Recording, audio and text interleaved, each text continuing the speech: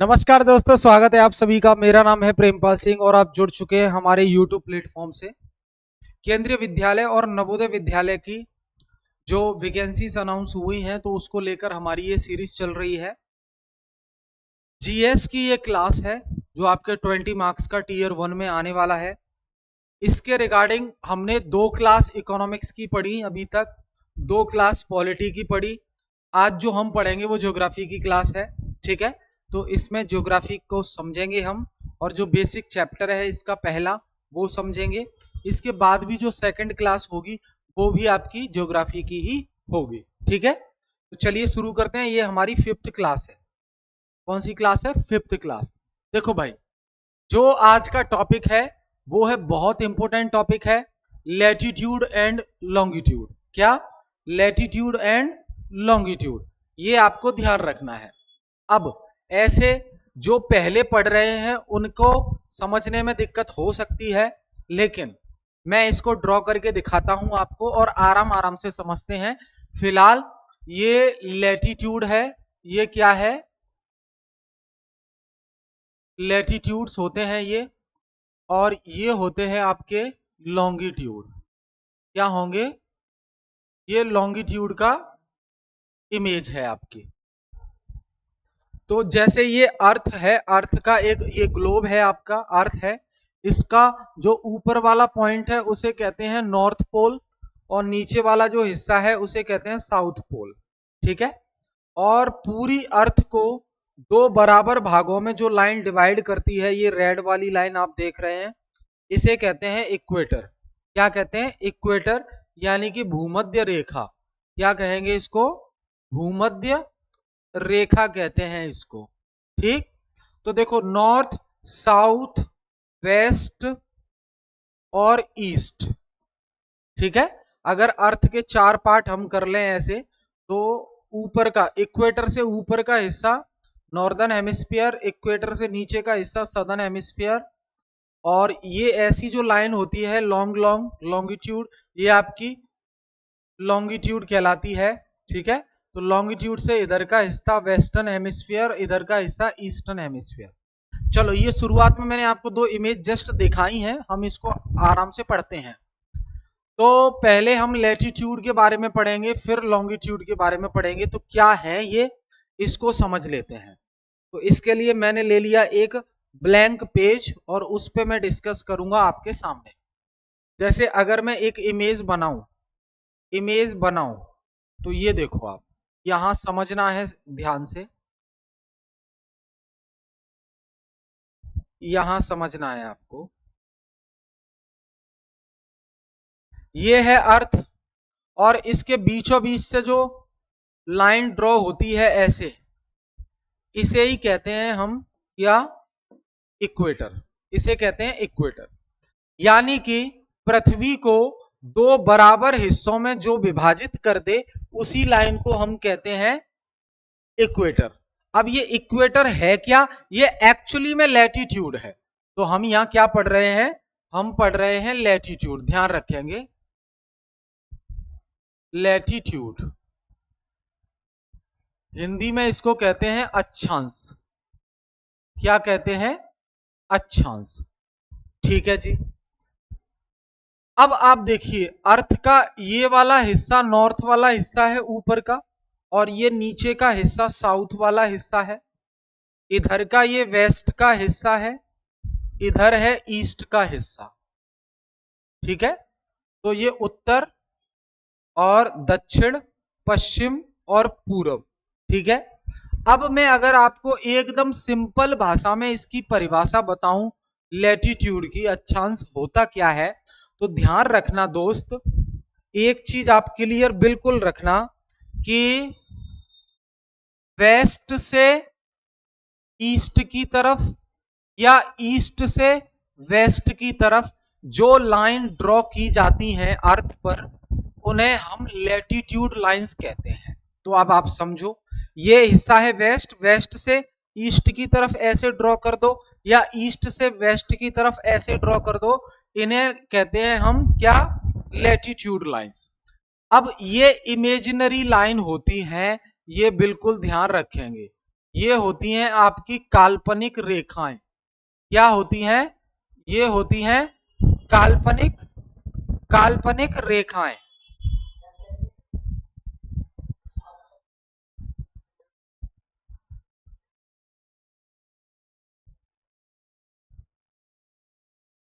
तो ये होती हैं काल्पनिक रेखाएं दोस्त। अदरवाइज पता लगे कि आप ढूंढने लगो पृथ्वी पर के ये रेखाएं हैं कहां। ठीक है, तो लैटिट्यूड वाली लाइंस हो या लॉन्गिट्यूड वाली, ये काल्पनिक रेखाएं होती हैं जो वेस्ट से ईस्ट की तरफ या ईस्ट से वेस्ट की तरफ ड्रॉ की गई हैं ज्योग्राफर के द्वारा। काल्पनिक रेखाएं हैं। अब आप समझो, जो पृथ्वी को दो बराबर भागों में जो लैटिट्यूड बांट देता है, ऐसी लैटिट्यूड लाइन जो पृथ्वी को दो बराबर भागों में बांट देती है, देखो एक हिस्सा ऊपर एक हिस्सा नीचे, उस लाइन को हम कहते हैं क्या? इक्वेटर। समझिएगा ध्यान से, इक्वेटर, इस लाइन को हम कहते हैं इक्वेटर। और अगर इसकी डिग्री की हम बात करें तो इसकी डिग्री होती है 0 डिग्री। 0 डिग्री लाइन बोलते हैं इसको, या इक्वेटर। 0 डिग्री वाली लाइन या इक्वेटर इसको कहते हैं। और हिंदी में इसको कहते हैं भूमध्य रेखा। क्या कहेंगे इसको? भूमध्य रेखा कहते हैं इसको। ठीक है, ध्यान रखेंगे। अब आपके मन में सवाल है कि क्या सर एक ही लाइन होती है? ये नहीं जी, ये जो नॉर्थ वाला हिस्सा है यहां पे ये, और ऐसे ही ये पॉइंट है नीचे साउथ में ये। ठीक है, तो इस वाले पॉइंट को बोलते हैं क्या? North pole. क्या बोलेंगे? North pole. इस वाले पॉइंट को क्या बोलते हैं? उत्तरी ध्रुव, ऊपर का हिस्सा। ठीक है, तो इसको बोलेंगे उत्तरी ध्रुव बोलेंगे। ठीक है, और जो ये नीचे का हिस्सा है ये वाला पॉइंट, इसे बोलेंगे सदर्न पॉइंट, या हिंदी में कहेंगे दक्षिणी ध्रुव। क्या कहेंगे? दक्षिणी ध्रुव कहेंगे। ठीक है भाई, क्लियर है? ये जो नॉर्थ पोल है इसकी डिग्री होती है कितनी? 90 डिग्री। 90 डिग्री, और इधर भी ये 90 डिग्री। ठीक है, पूरा 360 डिग्री होता है। तो 90 डिग्री इधर और 90 डिग्री, तो ये 90 डिग्री वाला पॉइंट है, ये 90 डिग्री वाला पॉइंट है। बीच में जो लाइन है वो 0 डिग्री है। इसका मतलब 0 डिग्री से ऊपर हम बढ़ेंगे तो 1 degree, 2 degree, 3 degree, 4 degree, 5 degree, 6 degree, ऐसे करके हम 90 डिग्री तक जाते हैं। ऐसे करके हम 90 डिग्री तक जाते हैं। ऐसे ही 0 डिग्री से नीचे साउथ की तरफ बढ़ेंगे हम, तो 0 डिग्री के बाद 1 डिग्री, 2 डिग्री, 3 डिग्री, 4 डिग्री, और हर डिग्री पर एक लाइन होती है। हर डिग्री पर एक लाइन होगी, उसे लैटिट्यूड लाइन कहते हैं। 0 डिग्री पे लाइन, वो लैटिट्यूड है, उसका नाम इक्वेटर होता है। 0 डिग्री से ऊपर 1, 2, 3, 4, 5, 90 डिग्री तक 90 डिग्री तक जो लैटिट्यूड है उन्हें, और 90 डिग्री तक हर डिग्री पर एक लैटिट्यूड होगा। तो अब आप समझो, 0 डिग्री से नीचे 90 डिग्री यानी कि 90 लैटिट्यूड, और 0 डिग्री से ऊपर 90 लैटिट्यूड, तो टोटल लैटिट्यूड की संख्या कितनी है? अगर आपसे पूछा जाता है टोटल लैटिट्यूड कितने हैं, टोटल लैटिट्यूड कितने हैं, तो देखो, एक तो 0 डिग्री प्लस 0 डिग्री से ऊपर 90 प्लस 0 डिग्री से नीचे 90, तो 90 90 180, और एक ये 181 हो गए। तो टोटल लैटिट्यूड कितने हो गए? 181 हो गए। अब क्या सर ये हमें 181 वाली लाइन याद करनी है, पढ़नी है? नहीं, आपको कुछ खास लाइन याद रखनी है। जैसे 0 डिग्री से ऊपर गए, 0 डिग्री से ऊपर गए तो 1, 2, 3, 4, 5, ऐसे हर डिग्री याद नहीं रखनी है। 0 डिग्री से ऊपर एक खास लाइन होती है, 0 डिग्री से ऊपर एक खास लाइन है, उसे क्या कहते हैं? उसे कहते हैं हम 23.5 डिग्री, 23.5 डिग्री क्योंकि ये 0 डिग्री से नॉर्थ की साइड है, 0 डिग्री से ऊपर है, मतलब नॉर्थ की साइड है, तो एन लिख देंगे। ठीक, तो 23.5 डिग्री नॉर्थ वाली लाइन हो गई। फिर और आगे बढ़ेंगे तो ऐसे एक और लाइन आएगी ये, और ये लाइन है आपकी 66.5 डिग्री, 66.5 डिग्री, और ये भी नॉर्थ में है, तो ये आ जाएगा। समझ गए? ऐसे ही 0 डिग्री से नीचे आएंगे तो एक लाइन होगी 0 डिग्री से 1 2 3 4 5, ऐसे ही 23.5 तक आएंगे हम, तो 23.5 डिग्री पर लाइन है। पर ये 0 डिग्री से नीचे साउथ की तरफ है ये लाइन, तो एस लिखेंगे, साउदर्न। और फिर एक और लाइन है यहाँ पे, ये 66.5 डिग्री, ये भी साउथ की तरफ। अब इनका नामकरण कर देते, नहीं तो ये लाइन गुस्सा हो जाएंगी कि 0 डिग्री का तो नाम दे दिया आपने इक्वेटर, हमारा भी तो नाम दो। तो नाम दे देते हैं। 23.5 डिग्री नॉर्थ में जो लाइन होती है इसे कहते हैं ट्रॉपिक ऑफ कैंसर। क्या कहते हैं? ट्रॉपिक ऑफ कैंसर कहते हैं इसको, यानी कि कर्क रेखा। क्या कहेंगे दोस्त? कर्क रेखा कहेंगे। और जो 66.5 डिग्री वाली लाइन है इसको कहते हैं आर्कटिक व्रत। आर्कटिक व्रत या आर्कटिक सर्किल। ठीक, अब 0 डिग्री से नीचे जो 23.5 डिग्री पर लाइन है इसे कहते हैं tropic of Capricorn. Tropic of Capricorn. Tropic of Capricorn का मतलब क्या है? मकर रेखा। तो इसे हिंदी में कहेंगे मकर रेखा। ठीक है। अब जो 0 डिग्री से नीचे साउथ की तरफ 66.5 डिग्री वाली लाइन है उसे कहते हैं हम अंटार्कटिक सर्किल। Antarctic circle. ठीक है, यानी कि अंटार्कटिक व्रत।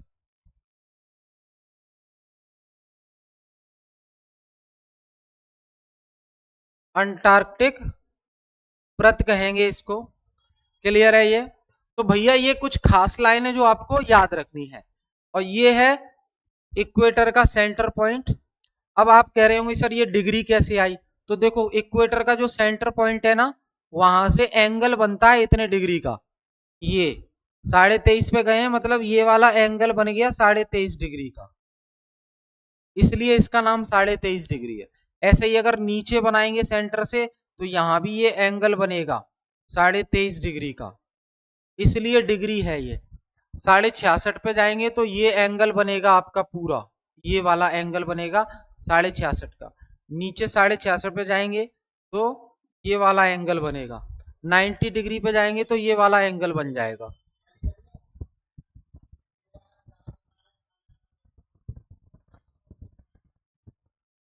ठीक है, ऐसे ही नीचे ये एंगल बनेगा यहाँ पे 90 डिग्री का। समझ गए? इसलिए ये डिग्री होती है। तो ये दोस्त नाम याद रखने हैं। और क्वेश्चन आपसे पूछा जाता है कि पृथ्वी पर ये जो लाइन खींची गई है ये किन किन देशों से होकर गुजरती हैं, वो भी याद रखना है। अब मैं आपको इसका डायग्राम दिखा देता हूँ। ये एक्चुअल डायग्राम है जो मैंने वहां, ये अभी तो मैंने आपको ड्रॉ करके दिखाया। ये देखो यहाँ एक्चुअल डायग्राम सब लिखा हुआ है। यहां पे देखो एक चीज, ये है सन। ये क्या है? सन है। ये क्या है आपका? सन है। देखो ये है आपका सूरज। ये सूरज है। इसकी ये जो किरणें जा रही हैं, इसकी ये जो किरणें जा रही हैं, तो ध्यान रखना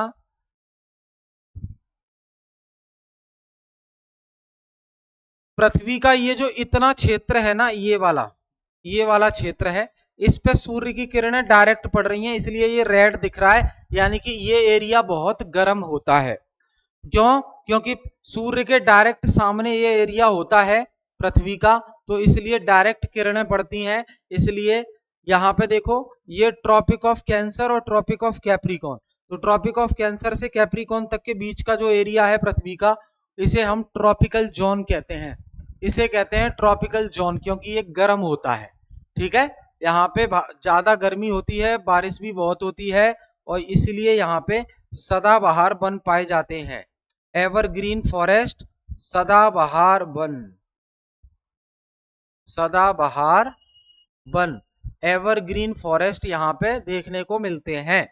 उसके बाद सूर्य की किरणें यहाँ डिस्पर्स होने लगती हैं, फैलने लगती हैं, तो इससे नॉर्मल होता है ये टेम्परेट जोन, सबसे हीट वाला एरिया ये, और टेम्परेट जोन वाला ये और ये एरिया, और ये जो ऊपर ब्लू दिख रहा है आपको इतना एरिया, इतना ये रहता है ठंडा, तो इसे कहते हैं पोलर जोन। ठीक है, जो ठंडा एरिया है आर्कटिक सर्किल और इधर अंटार्कटिक वाला, तो ये पोलर जोन हो गया। और सबसे गर्म होता है ट्रॉपिक ऑफ कैंसर और कैप्रिकॉर्न के बीच का एरिया, और उससे नॉर्मल रहता है आर्कटिक सर्किल और ट्रॉपिक ऑफ कैंसर के बीच का एरिया, और इधर ट्रॉपिक ऑफ कैप्रिकॉर्न और अंटार्कटिक सर्किल के बीच का एरिया। अंटार्कटिक सर्किल से ऊपर नॉर्थ पोल तक का एरिया ठंडा, और अंटार्कटिक सर्किल से नीचे साउथ पोल तक का एरिया ठंडा रहता है। समझ गए? अब देख लो आप, एक और चीज यहां याद रखना आप, यहां पे मैं आपको बता देता हूं,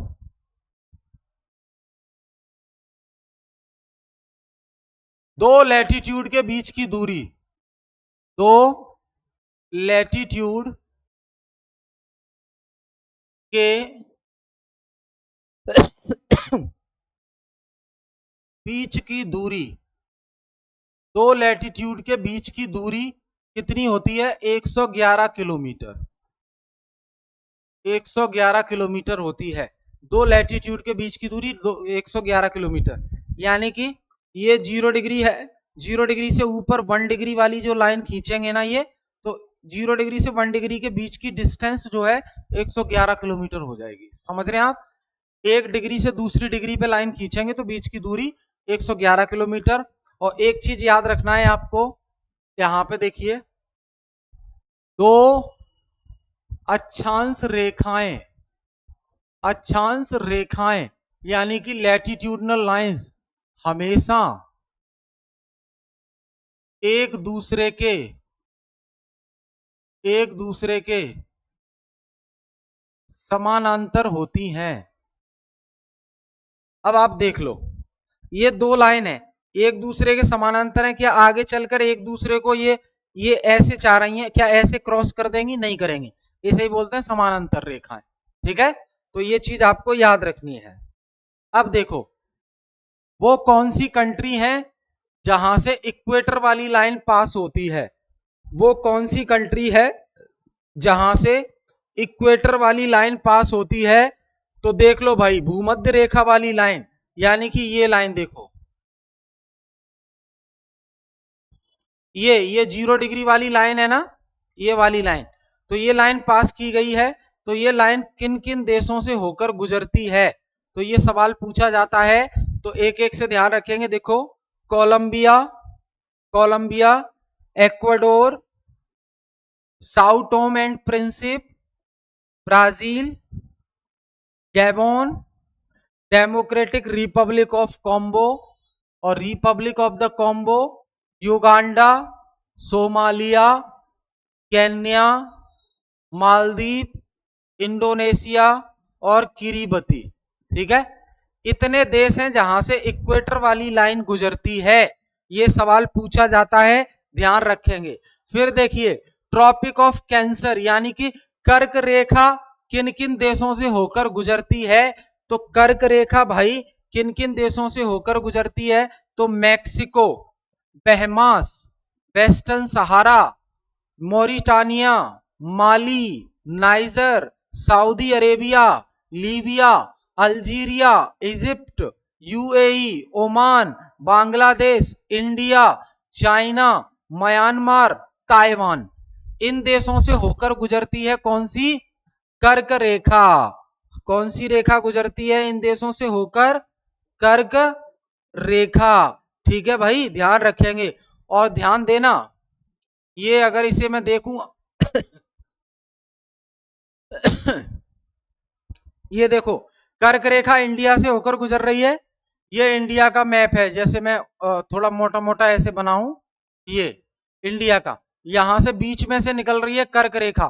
तो ध्यान रखना, जो लैटिट्यूडनल लाइन, जो अक्षांश रेखा पृथ्वी को दो बराबर भागों में बांट देती है, उसे इक्वेटर कहते हैं।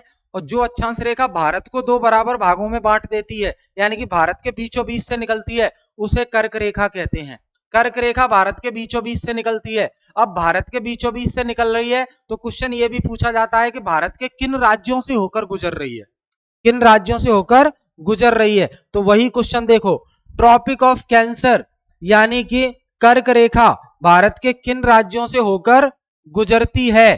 तो ध्यान रखना, गुजरात, राजस्थान, मध्य प्रदेश, झारखंड, त्रिपुरा, मिजोरम, वेस्ट बंगाल, छत्तीसगढ़। समझ गए?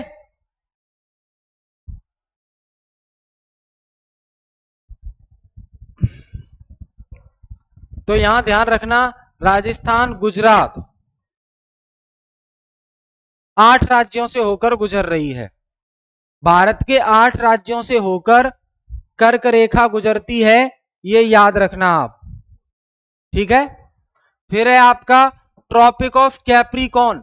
कैप्रिकॉर्न मतलब मकर रेखा किन किन देशों से होकर गुजरती है, मकर रेखा किन किन देशों से होकर गुजरती है, 23.5 डिग्री साउथ वाली लाइन। तो यहां ध्यान रखो, Paraguay, Chile, Argentina, Brazil, Namibia, Botswana, South Africa और मोजाम्बिकी और मेडागास्कर, ऑस्ट्रेलिया, इन देशों से होकर गुजरती है tropic of Capricorn. I hope चीजें क्लियर हैं। ट्रॉपिक ऑफ कैप्रिकॉर्न यहां से गुजर रही है। अब जो पृथ्वी के ऊपर का हिस्सा है, यह पृथ्वी और जो नॉर्थ पोल है, जो यानी कि 66.5 डिग्री साउथ वाला, 66.5 डिग्री नॉर्थ वाला जो हिस्सा है ऊपर का, जिसे अंटार्कटिक सर्किल कहते हैं, अंटार्कटिक व्रत, तो ये है वो एरिया अंटार्कटिक व्रत वाला, पृथ्वी के ऊपर का हिस्सा, ठीक है। और इसके बीचों बीच है ये नॉर्थ पोल, उत्तरी ध्रुव। तो आर्कटिक सर्किल, आर्कटिक व्रत जो है, वहां पे कौन कौन से देश आते हैं, तो कुछ पार्ट रसिया का आता है, ये रूस का कुछ पार्ट आता है, एकदम ठंडा रहता है, ठीक, रूस आता है, फिनलैंड आता है, Sweden, Norway, Iceland, Greenland, Denmark और कनाडा और आपका अलास्का, यूएसए, ये आर्कटिक रीजन वाले क्षेत्र हैं, आर्कटिक व्रत वाले क्षेत्र हैं। अब नीचे का हिस्सा, पृथ्वी का जो नीचे का सदर्न पोल है, दक्षिणी ध्रुव, दक्षिणी ध्रुव ये है अंटार्कटिका जिसे कहते हैं। तो अंटार्कटिका वाले रीजन में कोई भी ह्यूमन सेटलमेंट नहीं है दोस्त, याद रखना, कोई भी मानव बस्ती नहीं है वहां पे, क्योंकि वहां का जो क्लाइमेट है, वहां की जो जलवायु है, वो रहने लायक नहीं है, बहुत ठंडी है। और तो वहां पे कौन रहता है, जैसे कि ये देख रहे हैं आप, ये इसे पहचानते हैं, पोलर बियर, पेंगुइन, ये रहते हैं वहां पे, ठीक है।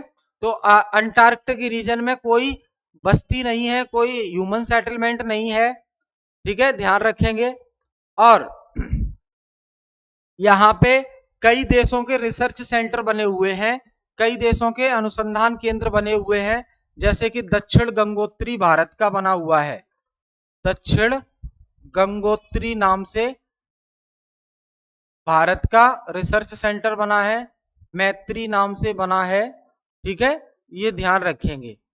रिसर्च सेंटर बने हुए हैं अलग अलग देशों के। तो आई होप चीजें क्लियर हैं यहां तक, बताओ भाई, क्लियर है? चलो अब देखो प्राइम मेरिडियन, सॉरी लॉन्गिट्यूड, यानी कि लंबी लंबी लाइन क्या होती है, लॉन्गिट्यूड वाली लाइन क्या होती है, वो देख लो एक बार। तो मैं समझाऊं आपको, अगर लॉन्गिट्यूड क्या होता है तो ऐसे देखो,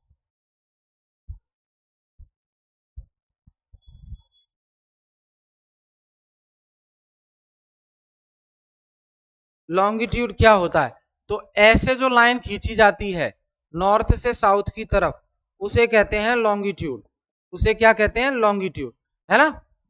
अब इस लाइन को बोलते हैं हम 0 डिग्री, इस लाइन को क्या बोलते हैं, 0 डिग्री लॉन्गिट्यूड, क्या बोलेंगे, 0 डिग्री लॉन्गिट्यूड। लॉन्गिट्यूड को कहते हैं हिंदी में देशांतर, देशांतर। तो जो नॉर्थ से साउथ की तरफ या साउथ से नॉर्थ की तरफ जो लाइन ड्रॉ होती हैं, उन्हें लॉन्गिट्यूड कहते हैं।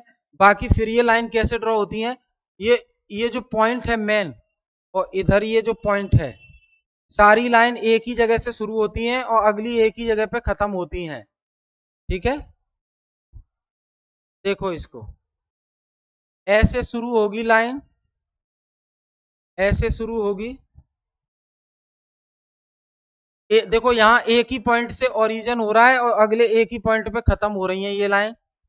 इन्हें कहते हैं क्या? लॉन्गिट्यूड वाली लाइन। इन्हें क्या कहते हैं? लॉन्गिट्यूड वाली लाइन कहते हैं। ठीक है, ये है लॉन्गिट्यूड वाली लाइन। अब जैसे लैटिट्यूड में हमने देखा 0 डिग्री वाली जो लाइन है उसे हमने एक नाम दिया था इक्वेटर।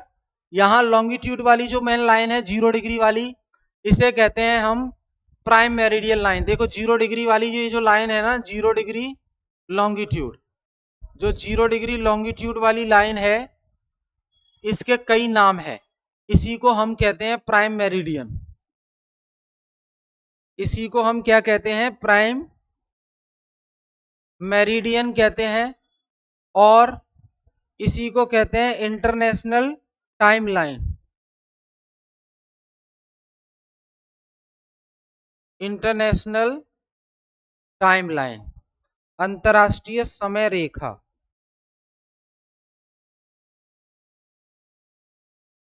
अंतरराष्ट्रीय समय रेखा कहते हैं। अब ये जो प्राइम मेरिडियन वाली लाइन है 0 डिग्री, ये कहां से निकली है? ग्रीनविच जगह है लंदन में। लंदन की एक जगह है ग्रीनविच, वहां से ये लाइन गुजारी गई है। इसलिए ग्रीनविच से ये लाइन गुजरी है, तो इस लाइन को ग्रीनविच लाइन भी कहते हैं, 0 डिग्री वाली लाइन को। समझ गए? तो मैं यहां दिखाता हूं आपको।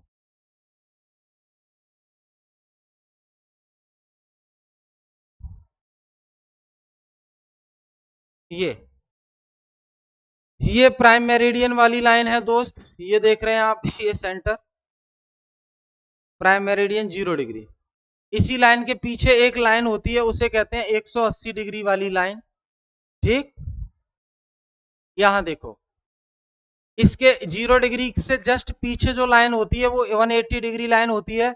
और 180 डिग्री वाली लाइन कुछ इस प्रकार होती है, जिगजैग, यानी कि तिरछी होती है। ये तिरछी होती है। कौन सी? एक बार फिर से समझ लो। सामने जो लाइन देख रहे हैं 0 डिग्री वाली, ये तो प्राइम मेरिडियन हो गया। अब सामने पृथ्वी के ये लाइन है, लेकिन इसी लाइन के पीछे भी एक लाइन ड्रॉ की गई है, वो 180 डिग्री वाली लाइन हो जाएगी। और 180 डिग्री वाली जो लाइन है इसके पीछे, वो स्ट्रेट नहीं है, सीधी नहीं है, वो तिरछी है। कारण उसका क्या है वो मैं आपको बताता हूं। ये पीछे जो लाइन है इसे कहते हैं इंटरनेशनल डेट लाइन, यानी कि इसको क्रॉस करने से डेट बदल जाती है, दिन बदल जाता है। तो ये लाइन कैसे गुजारी गई है?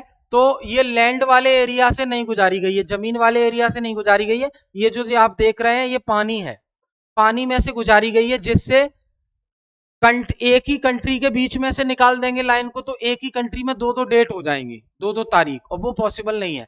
इसलिए पानी वाले एरिया से गुजारा गया है, जिससे लैंड वाला एरिया अलग सेफ बच जाए और किसी भी कंट्री के बीच में से ना गुजरे, तो वहां दो डेट ना हो। समझ गए? इसलिए ये जिगजैग लाइन होती है। यहां देखो, ये है लाइन, देखो ये ऐसे कैसे बचा के, बहुत से छोटे छोटे आइलैंड भी हैं, द्वीप समूह भी हैं, उन्हें भी बचाकर निकाला गया है। समझ रहे हैं आप? क्लियर है यहां तक? ठीक है, तो ये हमने बेसिक कॉन्सेप्ट समझा लैटिट्यूड लॉन्गिट्यूड का। आगे इसमें बहुत सी चीजें हैं जो हमें क्लास में करनी है, जैसे टाइम कैसे फाइंड आउट करते हैं, जो आपके सिलेबस में मेंशन है, टाइम कैसे फाइंड आउट करते हैं, रोटेशन, रिवॉल्यूशन, ये सब हम देखने वाले हैं। अभी इस क्लास में मैंने आपको समझाया है लैटिट्यूड और लॉन्गिट्यूड में बेसिक डिफरेंस क्या होता है। लैटिट्यूड लॉन्गिट्यूड का इस्तेमाल करके ही हम लोकेशन ट्रेस कर पाते हैं किसी भी एरिया की। ये जो जीपीएस सिस्टम चलाते हो आप, बाइक पे जा रहे हो, मोबाइल में जीपीएस ऑन कर लिया, तो जीपीएस हमें सही पॉइंट बता देता है कि कहां पर एग्जैक्ट हमें पहुंचना है। तो वो लैटिट्यूड लॉन्गिट्यूड उस एरिया का आता है, उसी की वजह से हमें पता चलता है। तो जीपीएस जो काम करता है वो लैटिट्यूड लॉन्गिट्यूड के बिहाफ पर ही काम करता है। मिसाइल्स जो काम करती हैं वो लैटिट्यूड लॉन्गिट्यूड के बिहाफ पर ही काम करती हैं। तो बहुत इंपॉर्टेंस है इनका। ठीक है, तो ये हमने डिस्कस की। आई होप क्लास समझ में आई होगी। हम फिर मिलेंगे नेक्स्ट क्लास में। तब तक के लिए जय हिंद, फिर मिलेंगे। Thank you very much.